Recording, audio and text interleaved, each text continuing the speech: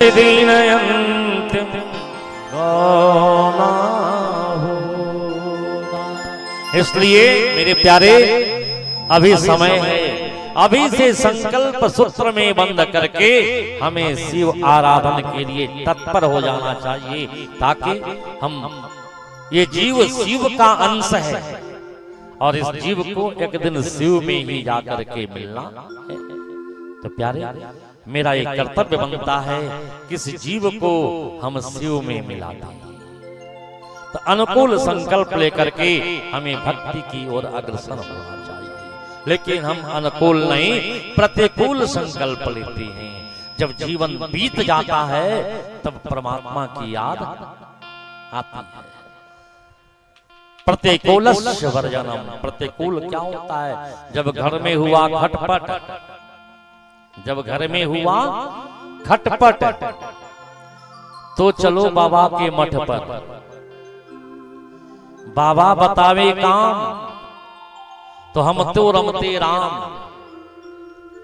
रमते राम में पड़ गया फक्का तो सबसे सुंदर गृहस्थी पक्का। जब घर के बुजुर्ग जब हाथ पैर कांपने लगता है, बहुएं ताने मारने लगती हैं, तब घर से उब करके, गृहस्थी से उब करके कि चलो अब शेष जीवन हम अयोध्या मथुरा वृंदावन में बिताएंगे, अब घर गांव में रहेंगे, रुस करके नाराज होकर के निकल गए, चले गए। चलो अब शेष जीवन भगवान का भजन करके बिताएंगे।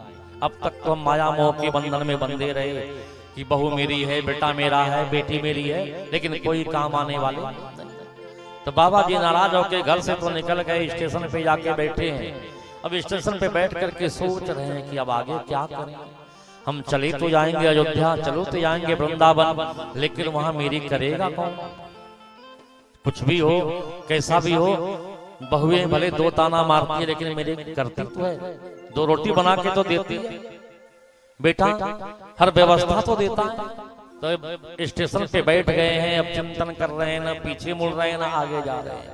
अब ये सोच रहे हैं कि कोई हमें मनाने आता तो लौट करके चले जाते। अब इधर बेटा बहू जो है अब घर में विचार करने लगे कि भाई बुढ़ापे में पिताजी घर से बाहर जा रहे हैं, समाज के लोग क्या कहेंगे। जो वो करना तो नहीं चाहते, लेकिन समाज के प्रतिष्ठा के लिए कि समाज के लोग हमें क्या कहेंगे, रिश्तेदार वाले हमें क्या कहेंगे, तो अपनी प्रतिष्ठा को बचाने के लिए बाबा को बुला करके ले आओ। ये दशा। तो मेरे प्यारे प्रतिकूल अवस्था में किया हुआ संकल्प लक्ष्य की प्राप्ति नहीं कराता।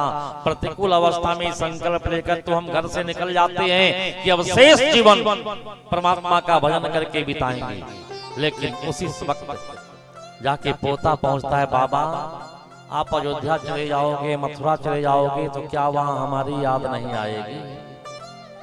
क्या हमारे बिना आप वहां रह लोगे? आप तो रह लोगे, लेकिन मैं नहीं रह पाऊंगा। ऐसा कह के दो बूंद आंसू गिराया और पोते के दो बूंद आंसू को देखते ही बाबा जी का सारा वैराग्य समाप्त। स्टेशन से लौट के अपने घर में चले गए। अब पुनः उसी प्रकार के धक्के खा करके अपने जीवन को बिताना शुरू किया। इसलिए प्रतिकूल अवस्था में, बुढ़ापा में किया हुआ संकल्प लक्ष्य की प्राप्ति नहीं करता। जब अनुकूल अवस्था है, हाथ पैर ज्ञान इंद्रियां कर्म इंद्रियां सभी जागृत हैं, ऐसे समय में संकल्प लो कि हमें शिव तत्व को जानना है, हमें शिव की भक्ति करनी है, आराधना करना है, तब हमें लक्ष्य की प्राप्ति